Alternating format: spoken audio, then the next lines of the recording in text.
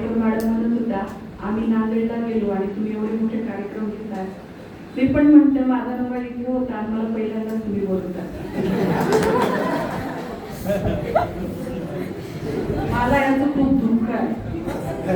कारण मॅडमनी मला सुचलं बाबा, म्हणलं आता माझा एवढा परिचय, मला परिचय खरा तर नको होता. मित्रांना म्हटलं परिचय नको सर, सगळे माझेच लोक आहेत, मला रोजच भेटणार आहेत, ह्यात कोणी नवीन नाही. सगळा स्टाफ आपला अधूनमधून सानप सर, अजलिकर सर, माझे सहकारी बंधू आहेत, सगळेच बर्डे सर माझे क्लासमेट आहेत, सगळेच माझ्या भेटी होत राहतात, सगळ्यांच्या भेटी होतात, मॅडमच्या भेटी होतात. मला परिचयाची गरज नाही म्हटल्यावर औपचारिकतेचा भाग होता. मी भाषणाकडे वळणारच आहे, पण मी ही गोष्ट परत एकदा म्हणते की जसं मॅडमला दुःख आहे तसं मला दुःख आहे. माझा दौरा केला तो रिटायर झाले सर, पण मला पहिले असो आभार विनोदाचा आहे, कुठेही रोष नाही. मला वाटतं मग सरांनी एकदा असं सर हक्क आहे, आपल्या हक्का एवढं मी बोलली, पण सर होते का नाही माहित नाही. आदिशक्ती तुळजाभवानीच्या अंगी असलेलं जाज्वल्य मांगल्य माणसाच्या रूपाला घेऊन जन्माला आलेल्या मासाई जिजाऊ, त्याचबरोबर जिजाऊनी एक घडवला, त्यांनी इतिहास घडवला असे आमचे छत्रपती शिवाजी राजे. या महाराष्ट्राच्या मातीला सन्मानानं जगावं कसं आणि सन्मानानं भरावं कसं असा जगापुढे आदर्श ठेवणारे छत्रपती संभाजी राजे. त्याचबरोबर जगाला शांतीचा संदेश देणारे महात्मा गौतम बुद्ध. स्त्री शिक्षणासाठी ज्यांनी एवढी मोठी क्रांती केली असे महात्मा ज्योतिराव फुले, आणि ज्यांच्या माध्यमातून केली त्या आमच्या सावित्रीबाई फुले असतील. त्याचबरोबर संत कबीर असतील, संत तुकोबाराय असतील, त्याचबरोबर डॉक्टर बाबासाहेब आंबेडकर, अण्णाभाऊ साठे. एवढंच म्हणेल की समाज हितासाठी ज्या ज्या लोकांनी प्रबोधन केलं, समाजाला अन्याय अत्याचार अंधश्रद्धेपासून दूर नेण्याचा प्रयत्न केला, स्त्री जन्माचा त्यांनी एक उद्धार केला, अशा सर्व महामानवांना मी या मंचावरनं प्रणाम करते आणि मी माझ्या विषयाकडे करते. हा एक खूप चांगला उपक्रम आहे की आपल्या इतिहास विभागाच्या माध्यमातून अतिथी व्याख्यान किंवा वेगळे उपक्रम घेतले जातात. त्याचाही एक भाग मला बनता आलं, म्हणून मी या ठिकाणी स्वतःला तुमच्या महाविद्यालयाचे सर्वप्रथम आभार मानतेच, पण मंचावर उपस्थित असलेले आजच्या कार्यक्रमाचे अध्यक्ष आदरणीय सरांनाही खूप दिवसापासून माझा परिचय आहे, तरी म्हणजे सरांच्या काळात मला येता आलं, म्हणून वाघमारे सरांचा उल्लेख मी या ठिकाणी करते. आजच्या कार्यक्रमाचे अध्यक्ष आपल्या महाविद्यालयाचे प्राचार्य वाघमारे सर, उपप्राचार्य पाटील सर, तसेच आमच्या तरुण तडफदार नेत्याच्या युवा नेतृत्वाच्या सुविध पत्नी, ज्यांच्या सहकार्यामुळे एखादी व्यक्ती मोठी समाजामध्ये काम करते तर घरचं पाठबळ खूप महत्वाचं असतं. अशा आमच्या सोनियाताई, ज्यांचं पाठबळ दादांना वेळोवेळी मिळतं, म्हणून सोनियाताईचा सुद्धा मला या ठिकाणी अतिशय अभिमानाने नाव घ्यावंसं वाटतं. कारण परवाची पूर परिस्थिती पाहिल्यानंतर परदेशात माझ्या डोक्यात विचार आला, आम्ही पूरामध्ये आमच्या नवऱ्यांसोबत मस्त गरम चहा वगैरे आम्ही घेतोय आणि एका राजकीय नेत्याच्या बायकोचं दुःख काय असतं त्यांनाच कळतं. कारण राजकीय व्यक्तीचं जीवन, त्यांच्या बायकाचं जीवन त्यांच्यापेक्षा खडतर असतं, त्यांचं ते वैयक्तिक जीवन नसून ते राजकीय जीवन नवऱ्याबरोबर बनलेलं असतं. अशा आमच्या सोनियाताई सुद्धा या मंचावर उपस्थित आहेत. त्याचबरोबर या कार्यक्रमाच्या माझ्या सर्व मैत्रिणी, ज्यांची आम्हाला वेळोवेळी भेट होत असते, सगळ्यांचं अतिशय प्रेमाने बोलतात, इतक्या गोड बोलतात सर, खरंच मी खोटं नाही बोलत. सगळ्यांशी भेटल्यानंतर सगळ्यांना बघून खूप आनंद होतो की आमच्या त्या काळामध्ये फक्त कल्पना मॅडम, जाधव मॅडम असतील, इनामदार मॅडम असतील, देशपांडे मॅडम, ह्या तिघीच होत्या, पण अलीकडे तुमचाही स्टाफ भरभरून वाढतोय. आमच्या तरुण मुली तुमच्या CSV मध्ये सुद्धा येतात, याचाही आम्हाला आनंद होत आहे. त्याचबरोबर या कार्यक्रमाला उपस्थित असलेले माझे सर्व शरदचंद्र कलावाणीच्या महाविद्यालयाचे सर्व सहकारी बंधू आणि माझ्या विद्यार्थी मित्रमैत्रिणी. आता आपला विषय आहे की स्त्री सक्षमीकरणामध्ये शिक्षणाचा काय रोल आहे. सक्षमीकरण मला तर कळतं कसं, म्हणजे मी माझं सुद्धा ग्रामीण भागामध्ये एज्युकेशन झाल्यामुळे थोडासा अवेअरनेस आमच्यामध्ये कमी होता असं मी म्हणणार नाही, कारण विश्वास नांगरे पाटील म्हणतात की ग्रामीण भागातही मोगऱ्याचं फूल येतं, शहरातही मोगऱ्याचं फूल येतं, पण बाजार भाव मात्र फक्त शहरी फुलांना मिळतो, ग्रामीण भागातल्या मुलांना फार स्ट्रगल असतो. मला थोडासा अवेअरनेस यायला बराच वेळ लागला, कारण माझं पण लग्न 11वीलाच झालं. पण सार्थ अभिमानाने सांगते की रमेश रावांसारखा ज्योतिराव माझ्या लाईफ मध्ये आला आणि हे केवळ सक्षमीकरण, हा सक्षमीकरणाचा भाग शिक्षणाच्याच माध्यमातून येऊ शकतो, म्हणून मी आज तुमच्या समोर उभी आहे. सक्षमीकरण म्हणजेच तरी काय, तर शिक्षणाच्या माध्यमातून आपण जेव्हा घडत जातो, माझ्या विद्यार्थी मैत्रिणी तुम्हाला खास मी सांगते, कारण हा आत्मविश्वास, ही जिद्द, ही चिकाटी, ही जागरूकता, हा किंवा स्वतःचं मत मांडण्याची निर्णय क्षमता केवळ शिक्षणामध्ये असते.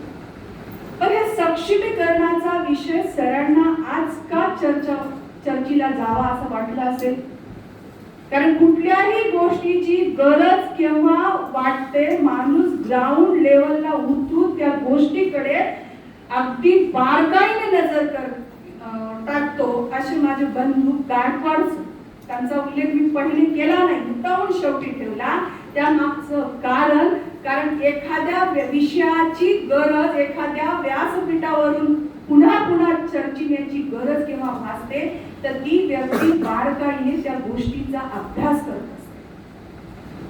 माझे बंधू गायकवाड सर हे रातोळी या ग्रामीण भागातून येतात. आजही स्त्रिया ह्या सक्षम नाहीत, हे त्यांना कुठेतरी निर्देशनास आलेली गोष्ट असावी, म्हणून त्यांनी हा विषय इथे निवडलेला असावा. मग स्त्री शिक्षणाने जर सक्षमीकरण होत असेल, तर मग या स्त्री शिक्षणाची सुरुवात आधी काळापासून होती का, हा दृष्टिक्षेप तिकडे आम्हाला टाकणे गरजेचे आहे. वास्तविक पाहता आदिमानव संस्कृतीकडे किंवा अश्मयुगाकडे जेव्हा आपण पाहतो, तर कुटुंब व्यवस्था नव्हतीच. स्त्री पुरुष असा भेदही नव्हता. इतर प्राण्याप्रमाणे स्त्री पुरुष भटकंतीचा म्हणजे त्यावेळेस जीवन आपल्याला अश्मयुगात आपण पाहतो. म्हणजे असं कुटुंब व्यवस्था, घर, हे भौतिक साधन, त्या कुठल्याही गोष्टीचा त्या काळात उल्लेख नाहीये. म्हणजे त्यावेळेस सुद्धा आपण जर विचार केला तर शिक्षणाची जरी ही संकल्पना तिथे नसली असती, तरी पुरुष आणि स्त्री केवळ हे प्राणी आहेत एवढाच भेद होता.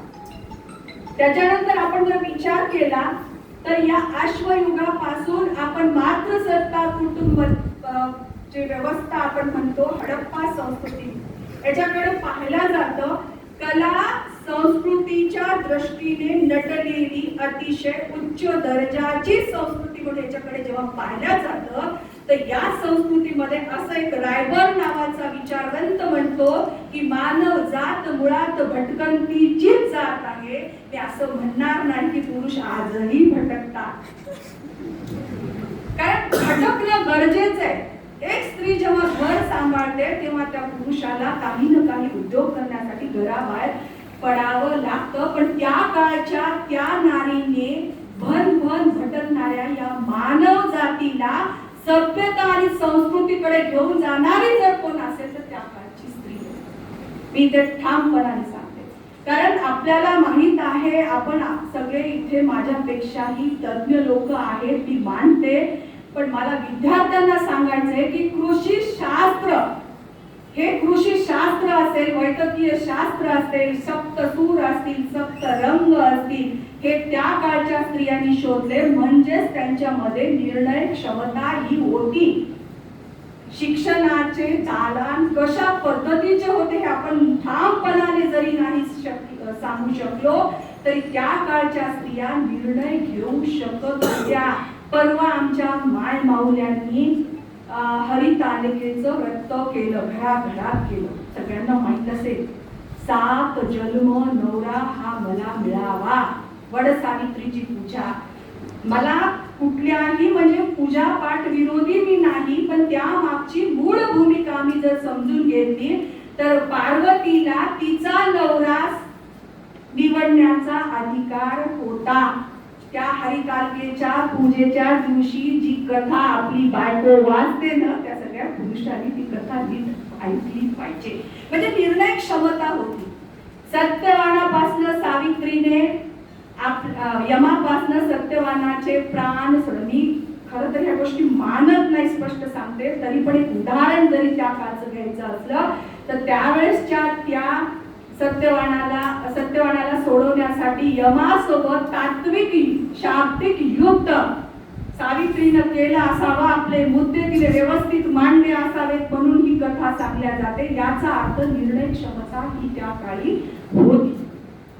त्याच्यानंतर आपण ऋग्वेदाकडे जर पाहिलं, ऋग्वेद सूक्त हे त्या काळच्या पांडित्य असलेल्या स्त्रियांना लिहिण्याची वाचण्याची मुभा होती. वैदिक काळामध्ये गार्गी मैत्रीय सारख्या स्त्रियांचं नाव ब्रह्मवादिनी स्त्रिया म्हणून उगाच नाही घेतल्या जातं. कारण ब्रह्मवादिनी स्त्रिया धर्माच्या व्यासपीठावर, ज्या वेळेस मिथिलेचा राजा जनक धर्म व्यासपीठ भरवतो, त्या व्यासपीठावरती जेव्हा याज्ञवल्क ऋषी सुद्धा आहे, त्यावेळेस गार्गी अतिशय विद्रोही मताची नारी म्हणून तिच्याकडे पाहिल्या जातं. ती याज्ञवल्क ऋषींना प्रश्न करते की ब्रह्माची निर्मिती, या सृष्टीची निर्मिती कोणी केली? त्यावेळेस याज्ञवल्क ऋषी सांगतात की ब्रह्माने केली. मग ब्रह्माला कोण निर्माण केलं? त्यावेळेस तिला उत्तर मिळतं की तो स्वयंभू आहे. त्यावेळेस ती काय म्हणते माहितीये?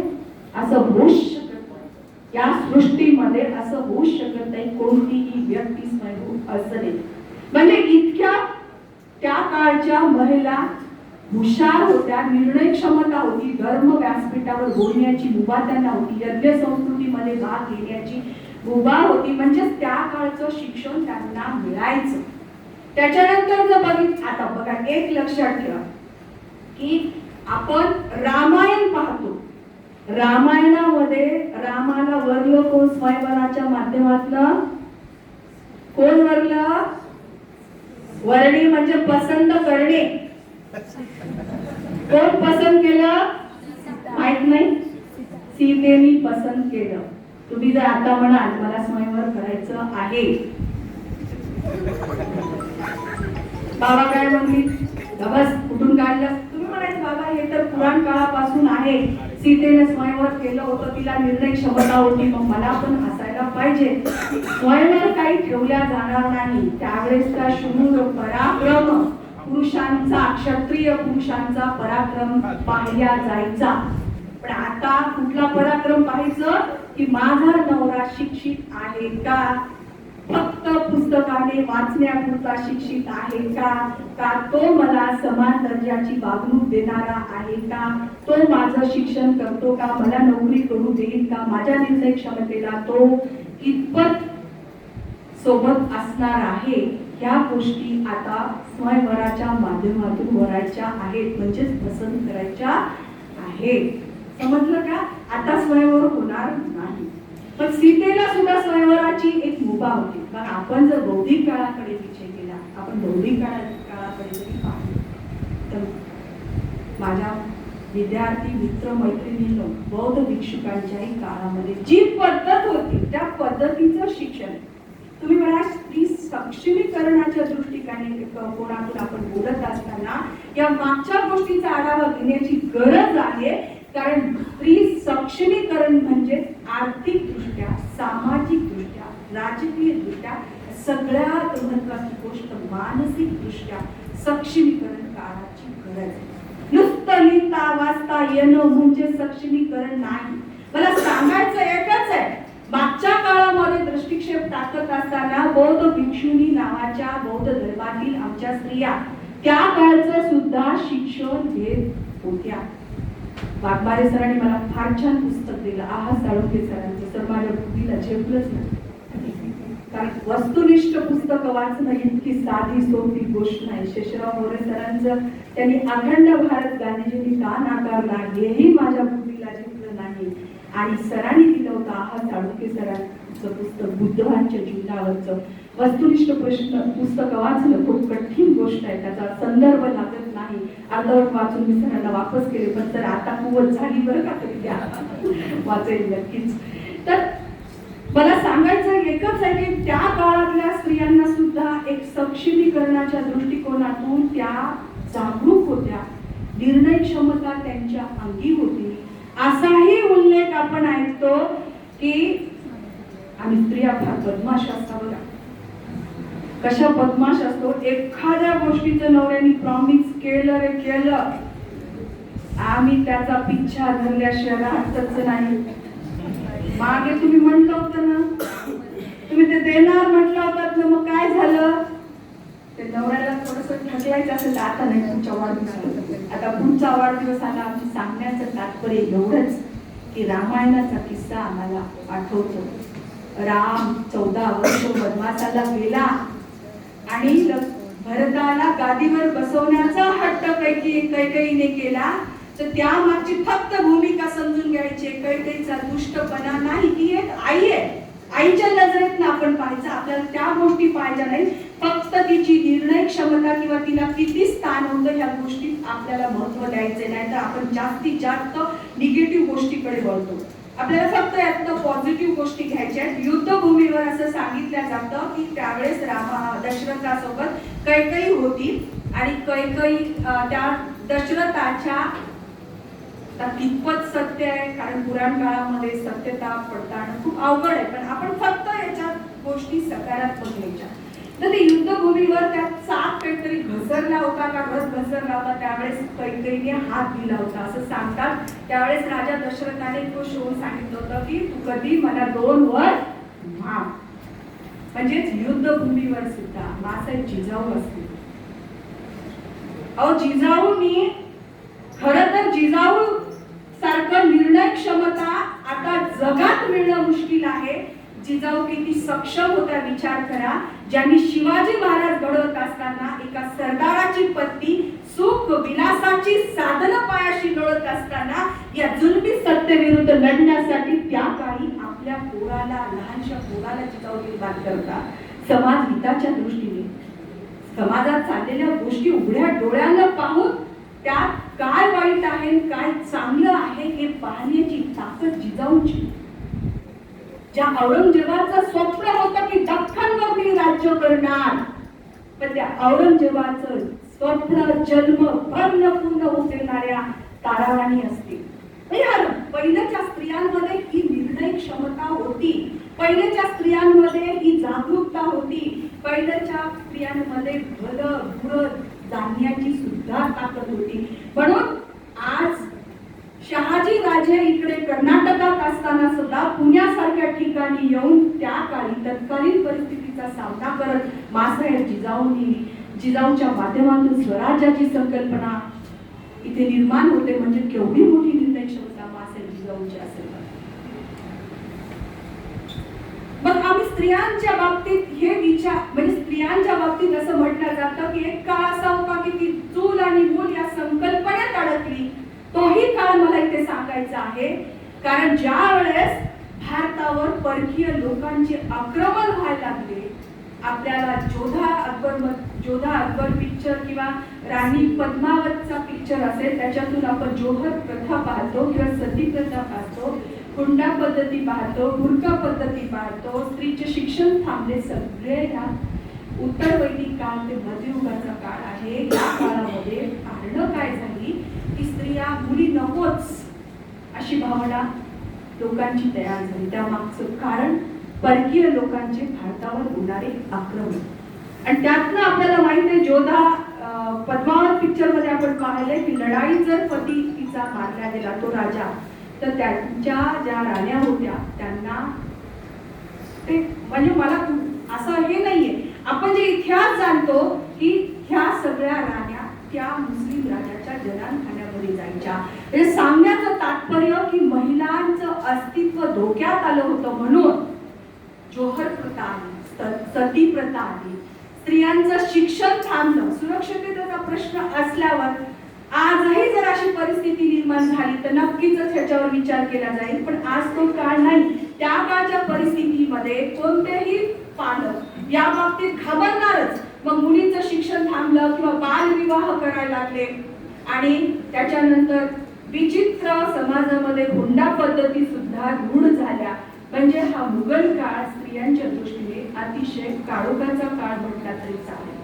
म्हणजे इथे स्त्रियांचं अस्तित्व संपलं. स्त्री फक्त चूल आणि मूल या संकल्पनेत आणली इतकंच नाही तर फक्त ती भोगाची वस्तू इथपर्यंत येऊन थांबली होती. तिच्या मताला किंमत नव्हती, तिच्या निर्णय क्षमतेला किंमत नव्हती. आम्ही अशाही वातावरणात काही दृश्य पाहिलेली आहे की आजही बायकोला पायाचं खेटर समजणारी पुरुषप्रधान विचारधारा समाजामध्ये दिसते. म्हणून अशा विचाराची आपल्याला गरज आहे. मग तुम्ही म्हणाल की हा मुघल काळ किती काळ चालला. बघा, कुठल्याही चांगल्या गोष्टी येण्यासाठी स्ट्रगल असतो. कुठल्याही चांगल्या गोष्टी करण्यासाठी चांगल्या विचाराची लोक समोर यावी लागतात. म्हणून पाश्चिमात्य विचारधारा ही भारतात, सगळ्या जगाबरोबर भारतात निर्माण झाली किंवा त्याचे वारे वाहू लागले आणि एक समाज क्रांतीच्या दृष्टीने पुरोगामी विचारधारेच्या लोकांची फळी समाजामध्ये निर्माण होऊ लागली. त्यात प्रामुख्याने मी नाव घेईन महात्मा ज्योतिराव फुले आणि सावित्रीबाई, ज्यांच्या अथक प्रयत्नामुळे आज तुम्ही आम्ही इथे बसलो. मी तुमच्या समोर माझं मत मांडू शकते. त्याचं एकमेव कारण महात्मा ज्योतिराव फुले. सावित्रीबाई फुले त्यांच्या नंतर येतात, कारण क्रांती करायची तर स्वतःच्या घरातून करायची ही विचारधारा जेव्हा एका पुरुषाची होते तेव्हा ते कुटुंब, ते समाज, तो समाज आणि तो देश पुढे गेल्याशिवाय राहत नाही. म्हणून सावित्रीबाई फुल्यांना सर्वप्रथम मुलींची शाळा त्यांनी तर काढून दिली, त्याबरोबर इंग्रजी माध्यमाचं एज्युकेशन त्यांनी दिलं. आता विचार केला तर एक पहिल्या अध्यापिका म्हणून त्यांच्याकडे पाहिलं जातं तर ज्योतिराव फुल्यांकडे पैशाची कमी होती का. मी एका ठिकाणी असं वाचलं की त्या काळी किर्लोस्कर कंपनीपेक्षाही ज्योतिराव फुल्यांच्या कंपनीचा टर्नओव्हर हा 25,000 जास्त होता. याचा अर्थ खूप श्रीमंत माणूस. पण त्यांना समाजाकडनं खूप काही भोगावं लागलं, घर सोडावं लागलं. त्यांच्या वडिलांना सुद्धा ही विचारधारा मान्य नव्हती. क्रांती इतकी सहज होत नाही. क्रांतीसाठी क्रांतिकारकांना खूप खूप झटावं लागतं, आयुष्य घाण ठेवावं लागतं, घरावर तुळशी पत्र ठेवावे लागतात, तेव्हा क्रांती होते. मग ज्योतिराव फुले आणि सावित्रीबाई फुलेंनी जेव्हा क्रांती केली तेव्हा माझ्यासारख्या, तुमच्यासारख्या स्त्रिया घडायला लागल्या, ज्या शाळेत यायला लागल्या, चालू लागल्या, बोलू लागल्या, त्यांच्या मतालाही थोडी किंमत मिळायला लागली आणि कुठेतरी आज समाजाचाही स्त्रियांकडे बघण्याचा दृष्टिकोन बदलला आहे असं मी म्हणेन. मग विचार केला तर सावित्रीबाई ज्योतिराव फुल्यांमुळे आज आम्ही इथं आहोत. मग आता फक्त पुस्तक वाचणं आणि लिहिता येणं हे सक्षमीकरणाचं मुख्य द्वार नाही. तर सक्षमीकरण करण्यासाठी सुद्धा आपल्याला आपली वैचारिक पातळी उंचावली पाहिजे, इतकं काम करता आलं पाहिजे. जसं सावित्रीबाई फुल्यांनी केलं, त्यांना जगता आलं नसतं का, त्यांचं वैयक्तिक जीवन जगता आलं नसतं का. एक साडी घेऊन त्या शाळेत जायच्या, लोकांचे शेणाचे दगडाचे मार खाऊन त्या म्हणजे तिथेच एक म्हणजे लुगडं बदलून यायच्या. त्यांना जगता आलं नसतं का, स्वतःच्या घरापुरतं, स्वतःच्या पुरतं, स्वतःची मर्यादा सांभाळून सुखी संसार करता आला नसता का. पण नाही, म्हणजे त्यांनी स्वतःला असं घडवलं की समाज घडवण्याची ताकद त्यांच्यामध्ये निर्माण झाली. हे सक्षमीकरणाचं मूळ आहे. एक मस्तक जेव्हा पुस्तकानं घडतं ते कोणापुढे नतमस्तक होत नाही, हे खरं आहे. सावित्रीबाई फुले असतील, ज्योतिराव फुले असतील, त्यांनी समाजाच्या अनंत यातना भोगल्या पण कोणापुढे ते चुकले नाही. म्हणजे हे सक्षमीकरणाचे खरे पाऊल आहे. सक्षमीकरणाच्या अनेक शिड्या आहेत. सक्षमीकरण म्हणजे केवळ शिकणं आणि नोकरी करणं एवढंही मर्यादित नाही. घर सांभाळून सुद्धा सक्षमीकरण करता येतं. आपलं आदर्श कुटुंब निर्माण करणं हे सक्षमीकरणाच्या दृष्टिकोनातूनच होतं. मी त्या मुद्द्याकडे येईल की एक आई आपल्या घराला सक्षम कशा पद्धतीने करू शकते, हा माझा काही नंतरचा मुद्दा आहे. पण मला या ठिकाणी थोड्याशा काही गोष्टी हायलाइट करायच्या की आम्ही शिकलो, आम्ही शाळेत यायला लागलो, आम्ही शिकायला लागलो, महाविद्यालयीन शिक्षण घ्यायला लागलो, आम्ही नोकरी करायला लागलो किंवा आम्ही एक समाजामध्ये प्रतिष्ठित व्यक्ती किंवा नावारूपाला आलेल्या आमच्या कर्तृत्वान काही महिला आम्ही बनायला लागलो. तर केवळ हे इथपर्यंत मर्यादित नाही. आपण पाहतो गायकवाड सरांनी सरांना हा विषय या ठिकाणी चर्चेला यावा असं का वाटलं? कारण ग्रामीण भागामध्ये फारसं चित्र आणखीही बदललेलं नाही. इथे बसलेल्या प्रत्येक आमच्या प्राध्यापक बंधू भगिनींची नाळ ही ग्रामीण भागाशी जुळलेली आहे. पण आम्ही चित्र हे डोळ्यांनी पाहतो की आजही या सक्षमीकरणामध्ये पहिला अडथळा येतो म्हणजे तो आमच्या स्त्री जन्माचाच येतो. काय येतो हा स्त्री जन्माचा अडथळा आमच्या मध्ये? कारण आजही मुलगा मुलगी भेद ग्रामीण भागामध्ये दिसतो. मुली मान हलवायला लागल्या. बरोबर आहे बेटा, कुठलीही गोष्ट करताना आपल्याला मुलगी आहोत ही जाणीव करून दिली जाते आणि ती जाणीव सुद्धा खूप महत्वाची आहे. पुढच्या मुद्द्यात येईल ते माझं थोडं कंटाळा तर यान नाही ना, मला 30 मिनिटाचा वेळ दिला.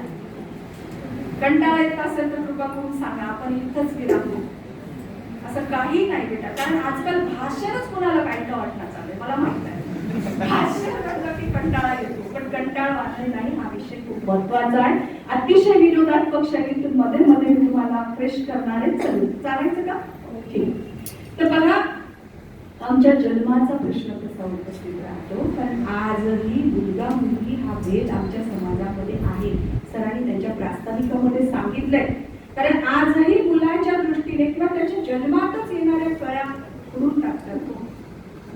डॉक्टर सुधा कांबरिया अहमदनगरच्या प्रसिद्ध नेत्ररोग तज्ञ आहेत. तुम्ही युट्यूबवर जाऊन पहा. मॅडमनी मागच्या 25 ते 30 वर्ष फार मोठं हॉस्पिटल आहे. मी पहिल्यांदा सासूबाईला घेऊन त्यांच्या 35 वर्षाखाली ऑपरेशनला गेले होते. त्यावेळेस मी मॅडमला पाहिलं होतं, त्यांची बॉब कट वगैरे. आणि मॅडम मला एवढ्या आवडतात, मी त्यांना वारंवार त्यांचे व्हिडिओ पाहते. त्यांची बरेचशी पुस्तकं, कविता, त्रिजन्माचे स्वागत करा हे त्यांचं 25 म्हणजे आवृत्तीचं प्रकाशन परवा झाले. तर त्या मॅडमनी एक सर्वे केला. जेव्हा एखादा मुलगा मुलगी भेद केला जातो किंवा काही कळ्या गर्भातच फुटल्या जातात, त्याचं प्रमाण जरी आणखी कमी झाले, बरीच जागरूकता समाजामध्ये झाली असली तरी मुलींचं नाव नकोशी ठेवतात, निराशा ठेवतात. मॅडम समाज वर्कर आहेत.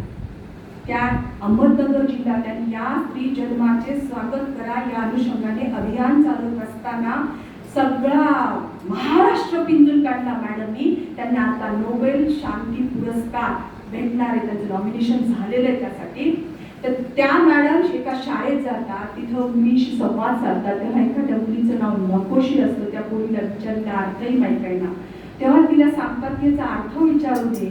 घरी आजीला विचारते, आई शेतावर गेली असली तर असल्यामुळे आजी म्हणते, बघा मी आजीच्याच भाषेत, त्यांनी नाही मांडलं, मी मांडते, आजी अशी मांडली असेल, मी कल्पना केली. हिंग बघ मान. 3 पोरी झाल्या होत्या.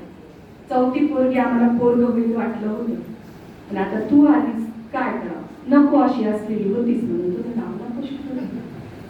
निराशा नाव काय? अरे आमच्या दाजी काकांनी इथे लाईन नाही काही तुम्हाला ओळख काय किंवा मुगावकर म्हणून होते, सरला ते ओळख असेल म्हणून त्यांच्या मुलीचं नाव दाजी काकांनीच निराशा ठेवलं होतं.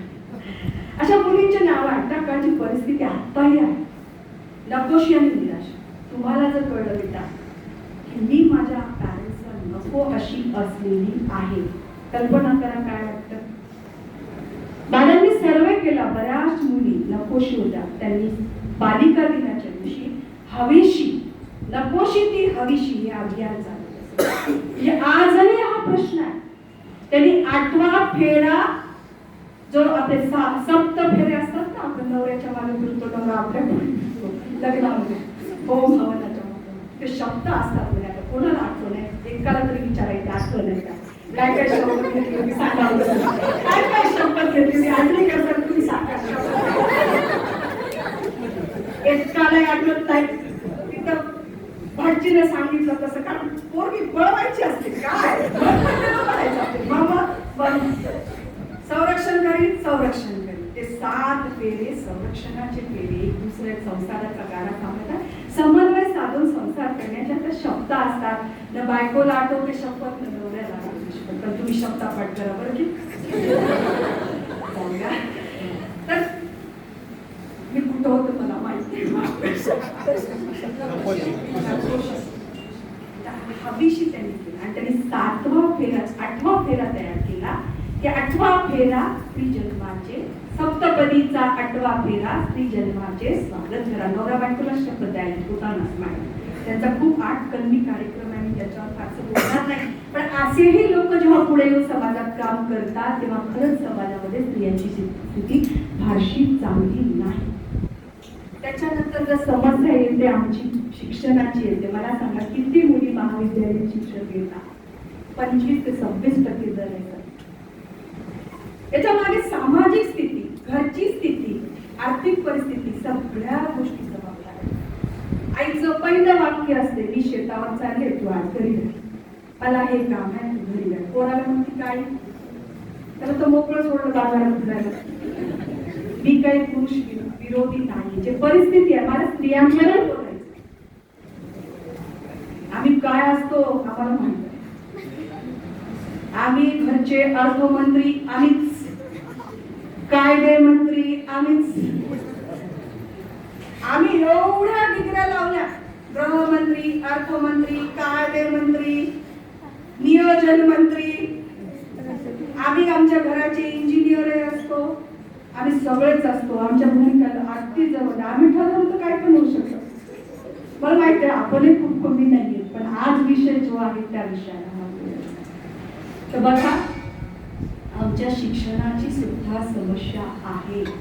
खूप कमी मुली महाविद्यालयीन शिक्षण घेतात. खूप मुलींना माझ्यासारखं 11वी 12वी शुभमंगल सावधान, पण आपली जिद्द आपण सोडायची नाही. शिक्षण विद्या वाचून राहायचं नाही, कारण शिक्षणामुळे खूप काही होऊ शकतं. त्याच्यानंतर जर विचार केला तर आमच्या विवाहाची पण समस्या. मी स्वतः बालविवाहाची शिकार ठरली तुमच्यासोबत. त्या काळची परिस्थिती होती. आता नाही करायचं, आता नाही करायचं. शिकायचं, स्वतःच्या पायावर उभं राहायचं, मग लग्न करायचं. आपल्याला ती सक्षमता येते. आपल्याला सगळं बरं वाईट कळतं. तुम्ही म्हणाल तुम्हाला कळलं होतं का? नाही, मला काहीच आठवत नाही. खरं सांग, काहीच आठवत. पण ही गोष्ट केवळ शिक्षणामुळे येते. आजही बालविवाह केले तरी आमच्या हुंडा पद्धती थांबल्या नाही. देणाऱ्याची शान, घेणाऱ्याची शान. तुम्ही दिलाय का? हो दिलाय. हुंडा पद्धती रूढ कशी झाली तर हुंड्याची एक व्याख्या मी या ठिकाणी सांगते. एका विचारवंताच्यामध्ये त्यांनी अगोदर त्याच्या मागची पार्श्वभूमी मांडली की एखादं घर आपलं करायला आम्ही जातो, आमचे मायबाप सोडून, आमचं विश्व सोडून. आपण आपल्या घरच्या किती लाडके असतो. सोनिया खूप लाडके आहेत त्यांच्या लोकांच्या. त्यांनी मला त्या वसंत स्मृतीच्या संदर्भाने खूप चर्चा करायच्या माझ्यासोबत. एखादं घर आपण दुसऱ्याचं घर आपलं करायला जातो, आयुष्य आपलं तिथे आपण झटवतो. ही पण फार मोठी डिग्री आहे मायबापाला. दुसऱ्याच्या घराला आपलं मानणं. तो मानतो का आपल्या घराला कधीच मानत नाही. आला तरी त्याचा मान सन्मान बैठकीलाच.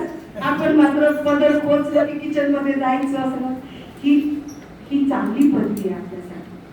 पण बघा ही हुंडा पद्धती त्यावेळेस ह्याच कारणासाठी आली असावी असं त्या विचारवंतांचं म्हणणं आहे की एखाद्या घराला आम्ही आपलं म्हणून जातो तर आपल्या सुखसुविधांच्या गोष्टी असतील त्या आपण घेऊन जातो तिथे दुसऱ्याच्या घरात नवीन नवीन. आणि त्याच्या उपरांत आई वडिलांच्या आपण लाडके असतो, पण काही आपण वापरलेल्या गोष्टी, काही नवीन गोष्टी भेटवस्तू म्हणून ते आपल्याला दिले असतील. पण ते कालांतराने इतकं रूढ झालं की आता हुंडा म्हणजे एका विचारवंतानं मांडलेली व्याख्या आहे की वर पक्ष वधू पक्ष या दोन पक्षामध्ये पैसा अडका, सोनं नाणं, रीत रिवाज, भेट वस्तू या संदर्भाने उघड झालेला सौदा म्हणजे हुंडा. मी त्याला 2 गोष्टी जोडते कारण त्या 2 गोष्टीशिवाय हुंडा बोलल्या जात नाही. परदेशात वर पक्ष वधू पक्ष या दोघांच्या मध्ये पैसा अडका, भेट वस्तू ज्या काही गोष्टी असतील त्यांचा कुंकाचे पट्टे आणि साखर खाऊ 4 मासा बोललेला सरळ सौदा म्हणजे हुंडा. ही हुंडा पद्धती आज हरकत नाही. पण किती माझ्या माय माऊल्या हुंड्या पायी जाळल्या जातात, किती जमीनचा छळ केला जातो. आजही याचे आकडे त्याच्या नोंदी होत नाही. म्हणून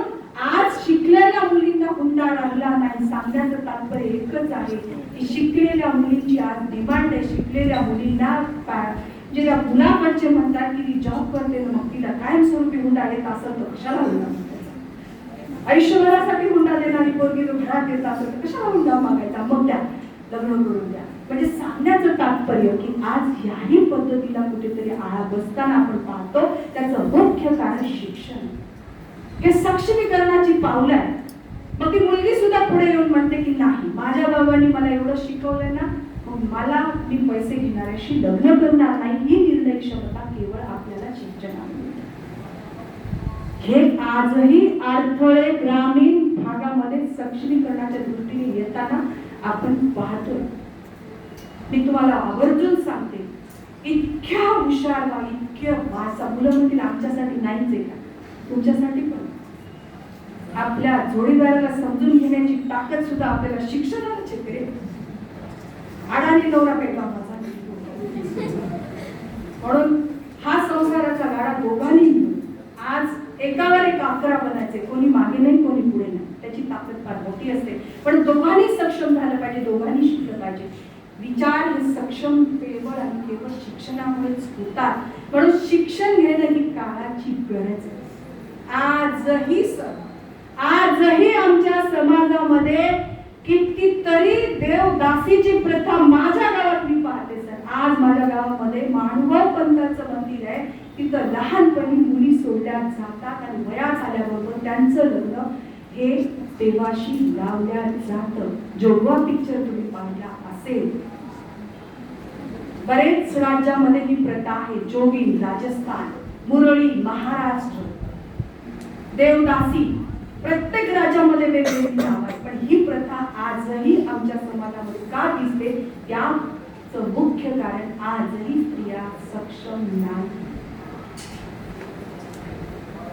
आजही आमच्या समाजामध्ये कित्येक महिला इच्छा नसतानाही वेश्यावृत्तीकडे वळतात. समाज त्यांना त्यांच्याकडे घेऊन जातो. याचं जर प्रमाण पाहिलं तर याच्या सुद्धा नोंदी बरोबर नाहीये. पण 20 वर्षाखालच्या वयोगटातील जवळपास, आता याचा आकडा मी खूप दिवसाखाली काढलेला असल्यामुळे, कारण या विषयावर मी वारंवार बोललेली आहे. मला या विषय पाठ झालेल्या माझ्याकडे कुठलंही कागद नाही, पण आकडेवारी बोलते मी. कारण महिला दिनाच्या संदर्भाने हा विषय माझ्याकडे जवळपास आतापर्यंत 5 वेळा आलेला आहे. तर हा आकडा त्यावेळेस मी काढला होता तर 80,000 बिबट्या मुंबईमध्ये एवढ्या कमी वयाच्यामुळे कोणी वेश्यावृत्तीकडे त्यांना वळवलं जातं. आणि याचं मुख्य कारण घरामध्ये मुलीला व्यवस्थित संगोपन जर होत नसेल तर बाहेरच्या लोकांच्या शब्दामध्ये, प्रेमामध्ये अडकून थोडी लवकर जातात. तर मी तुम्हाला या व्यासपीठावरून एक चांगला संदेश देते. जी व्यक्ती आपल्या मायबापाची होऊ शकत नाही ती जगात कोणाचीच होऊ शकते. हे वास्तव सत्य. पण विचारपूर्वक कोणाच्याही भैकाव्यात आपण यायचं नाही. हे आकर्षक वाटणारं प्रेम, याचा रास्ता खूप अवघड आहे. सुंदर दिसणाऱ्या गुलाबाच्या फुलालाही असंख्य काटे असतात. तोडताना खूप सावधानी बाळगावी लागते. आणि स्त्रियांचं चरित्रच परमेश्वराने पांढऱ्या शुभ्र वस्त्राप्रमाणे बनवलेला आहे. एवढासा बारीकसा ठिपका सुद्धा लोकांच्या नजरेत येतो. म्हणून पोरींनो काळजीपूर्वक शिक्षण घेतलं पाहिजे. आपली छोटीशी एक सुद्धा चूक आजच्या या तंत्रज्ञानाच्या युगामध्ये आपलं आयुष्य उद्ध्वस्त करू शकते. म्हणून मी वारंवार पोरींना माझ्या महाविद्यालयातला सांगते की फोटो अपलोड करत असताना आपण इंस्टाग्राम असेल, फेसबुक असेल, व्हॉट्सअप असेल, याच्यावरती काळजीपूर्वक आपले फोटो अपलोड करा. कारण AI सारख्या माध्यमातून काहीही होऊ शकतं. हे AI असेल, आधुनिक तंत्रज्ञानाचं जितकं अधिक महत्वाचं तितकं घातक. म्हणून पोरींनो काळजी. काल दांडिया चालू असताना सर्रास बिनओळखी पोरासोबत एक पोरगी फोटो काढायला लागली. मला आश्चर्य वाटलं. ओळख नाही, पाळख नाही, जीवन उद्ध्वस्त आपण स्वतःच्या पायावर उघड मारायची नाही. सक्षमीकरण याला म्हणत नाही. सक्षमीकरणाला तुम्ही काय घातलंय, कशा दिसता, कशा वागता, दिसण्यापेक्षा कशा वागता हे महत्वाचं आहे. सातच्या घरात आज संकल्पना खूप चांगली आहे. पण कर्तृत्व घडत असताना सातच्या आत घरात येणं तितकंच मुश्किल आहे. पण या गोष्टी करत असताना इतक्या सावधानतेने आम्हाला वागायचं. आमचं उठणं बसणं, आमचा ड्रेसिंग सेन्स असेल. एक केस सुद्धा आमचा सायबर क्राईम मधून आलेल्या केस आहेत की असंख्य घटना त्याच्या माध्यमातून समोर आल्या. एक केस काहीही होऊ शकतं, इतकं तंत्रज्ञान पुढे गेलेलं आहे. पण काळजी घेणं, सक्षम होत असताना सुद्धा एक एक पाऊल टाकत असताना आम्हाला कुंकूनच टाकणं काळाची गरज आहे का हे तुम्हाला सांग. कारण आपली एक चूक आपलं आयुष्य उद्ध्वस्त करू शकते. पण परत एकदा मी सांगते की ह्या सगळ्या गोष्टी देशा व्यवसाय वाढण्यामागे हे सुद्धा मी मॅडमच्या पुस्तकाचं समीक्षण करत असताना ते पुस्तक मी वाचलं त्यावेळेस प्रत्येक पात्र हे सांगत होतं की या घटनेमुळे मी या देशा व्यवसायात वळले. म्हणजे त्याच्यामध्ये काही मुली घरामध्ये प्रेम मिळत नसताना बाहेरच्या प्रेमाच्या आकर्षणात येतात. घरात जर जास्त रेस्ट्रिक्शन असतील, बंधनं सुद्धा पॅरेंट्सनी पोरांना टाकून नये. त्यांना मैत्रीच्या नात्यातून वाढवणं काळाची गरज आहे. कारण मुलींना जर घरात बंधनं व्हायला लागली तर बाहेरचं विश्व अधिक प्रिय वाटायला लागतं आणि त्या बाहेरच्या विश्वात रमणाऱ्या पोरींच्या जास्तीत जास्त प्रमाणात असाच उद्धार होतो असं म्हटलं तरी वावगं ठरणार नाही. म्हणून काळजीपूर्वक घरातही परिस्थिती चांगली असणं गरजेचं आहे. पण घर सक्षम असेल, घरातली आई सक्षम असेल विचाराने, तरच ह्या गोष्टी होऊ शकतात. त्याच्यानंतरचा माझा मुद्दा आहे बलात्काराचा मुद्दा आहे. आज आमच्या देशामध्ये दर 2-3 मिनिटाला बलात्कार होतो. दिवसागणिक 87 बलात्कार भारतामध्ये होत असतात. असा एक रेकॉर्ड आहे, तसंही एक रेकॉर्ड. पण याच्या मागे मी मागं म्हटलं ना, एक कुटुंब घडवण्यामध्ये एक आईची जबाबदारी काय असते, त्याच्यामध्ये एक मुलाला घडवण्यामध्ये जेवढी आई मुलीच्या बाबतीत जागरूक असते तेवढी मुलाच्या बाबतीत जागरूक राहणं ही काळाची गरज आहे. तर त्या मुलाला वेळोवेळी मिळणाऱ्या गोष्टीतून त्याची मानसिकता अशी निर्माण होते की हवी ती गोष्टी माझी आहे, त्याच्यावर माझा अधिकार आहे, तो मी मिळवल्याशिवाय राहणारच नाही. आणि या मानसिकतेमधूनच अशा अघटित घटना समाजामध्ये घडतात. दिल्लीचं प्रकरण असेल, प्रियंकाचं एका डॉक्टर लेडीजवर रेप होतं. म्हणजे सक्षम असून सुद्धा विचार करा, सक्षम असून सुद्धा आपण आपलं चारित्र्य सांभाळलं पाहिजे. चारित्र्याबरोबर सुद्धा आपण चांगले पुस्तक वाचा. नॉट विदाउट माय डॉटर वाचलं पाहिजे, मलालासारखी पुस्तक वाचले पाहिजे, जिजाऊ वाचल्या पाहिजे, आयनाबाई वाचल्या पाहिजे, सावित्रीबाई फुले वाचल्या पाहिजे. जगात ज्या ज्या स्त्रियांनी आपली पावलं समाज हितासाठी केली चालवली त्या स्त्रियांचे चरित्र आपण वाचले पाहिजे. म्हणजे समाजात बरं काय मुलं काय आपल्याला लवकर कळालं आणि आपण आपलं व्यक्तित्वाच्या माध्यमातून घडवतो. जेव्हा बघा हा मेंदू जो असतो ना माणसाचा, जसे विचार करतो तशा गोष्टीत मेंदू विकसित होतो. तुम्ही म्हणा मला आज थकल्यासारखं वाटतंय, मेंदू म्हणतो चल थकलीस. तुम्ही म्हणा नाही मला आज ऍक्टिव्ह राहायचं, मला खूप काय करायचं, मेंदू सुद्धा तशीच स्पीड अपेक्षा त्यामध्ये तसंच सर्क्युलेशन ते करतात. तुम्ही जेव्हा सायन्स टीचर मला माहित आहे, पण मेंदूचा संबंध आमच्या बॉडीशी आहे एवढं मात्र मला माहिती. म्हणून आपलं मस्तक घडवणं, चांगले विचार आणणं, शिक्षणाच्या दृष्टीने सक्षम होणं काळाची गरज आहे. सक्षमीकरण आज अमेरिकेत काय आणि भारतात काय सरांनी सांग. आणि मी परत पोरींना सांगते की शिकलं सवरलं हा इको आपण आमच्यामध्ये राहिला नाही पाहिजे असं माझं स्पष्ट मत आहे. कारण एका घराला चालवण्याची ताकद केवळ आणि केवळ आमच्यातच आहे. कारण सृजनात्मक शक्तीचा आविष्कार परमेश्वराने आम्हाला दिला.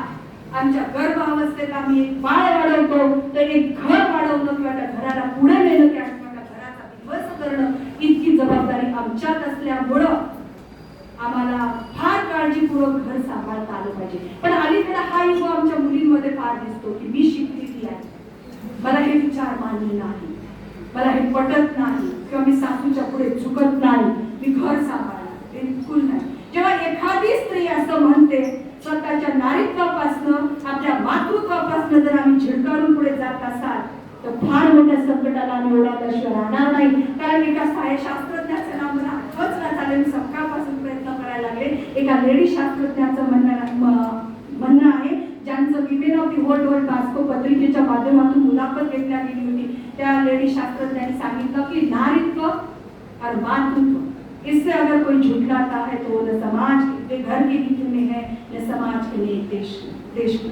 म्हणजे हे नारीत्व आम्हाला परमेश्वराने दिलेली फार मोठी ताकद आहे. मातृत्व आम्हाला मिळालेली फार मोठी ताकद आहे. म्हणून आम्ही नवदुर्गा म्हणून संबोधल्या जातो, कारण सृजनात्मक शक्तीचं केंद्र आम्ही आहोत, या सृष्टीचं केंद्र आम्ही आहोत असं म्हटलं तरी वावगं ठरणार नाही.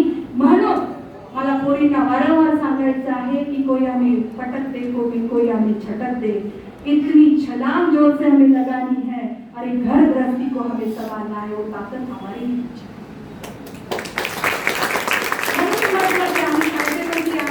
गृहमंत्री आम्हीच आहोत, अर्थमंत्री आम्हीच आहोत, त्या घराचे इंजिनियर आम्हीच आहोत. घर कसं बनवायचं, घर कसं बिघडवायचं आमच्यात फार मोठी ताकद आहे. नवऱ्याच्या डोक्यात काय काय शिरवायचं ते बी ताकद आहे. लोक किती खायचं बाहेर घरचं कसं रेकॉर्डिंग करायचं ते पण ताकद आमच्याकडे. पण बिचाऱ्याला दोन पाणी घेऊन खाऊन सांगण्याचं तात्पर्य कधीतरी तुम्हाला थोडासा चोप मारला तर कंटाळवाणं वाटणाऱ्या अशाही स्त्रिया नसतात, स्त्रिया चांगल्या असतात. पण तसंही जर बघितलं तर काळजी घेणं सुद्धा गरजेचं आहे. सर मला म्हणाले की अमेरिका आणि भारतातला फरक सांगा. तर याला थोडंसं अनुसरून नाही पण स्त्रियांच्या दृष्टीकोन अमेरिका फार स्वच्छ राष्ट्र आहे. ताईची बहीण पण आहे, सोनियाताईची बहीण म्हणजे माझी सूनच आहे, पुतऱ्यांची मिसेस आहे. आमचे चार कुटुंब आहेत आमची कदम फॅमिलीचे. माझी मुलगी, माझी पुतणी आणि माझे 2 पुतणी. तर मला संधी मिळाली खूप वर्षानंतर जाण्याची. डिलिव्हरीसाठी गेले, मी आजी झाली, अभिमानाने सांगेन. तर त्या ठिकाणी पाहिलेली तिथली संस्कृती, आपण म्हणतो तशी संस्कृती चांगली नाही. कारण माझ्या जावयाचा मित्र एक अल्बर्टो आला होता आणि त्यांनी काय केलं, त्या लेकराचं स्वागत होतं, त्याला मराठी कन्व्हर्सेशन म्हणजे करून दिलं ट्रान्सलेशन. ते आला आणि मला म्हणाला सुप्रभात, त्याचं रेकॉर्डिंग, मी तुम्हाला हॉस्पिटलमध्ये न्यायला आलेलो आहे आणि आपण आता घर सजवणार आहोत. ते त्याला म्हणतात, थोडकी मोठी इंग्लिश येते बरं मला. मी म्हणतात याची गरज नाही. You don't know my language, I don't my language. You don't know my language, I don't know proper your language.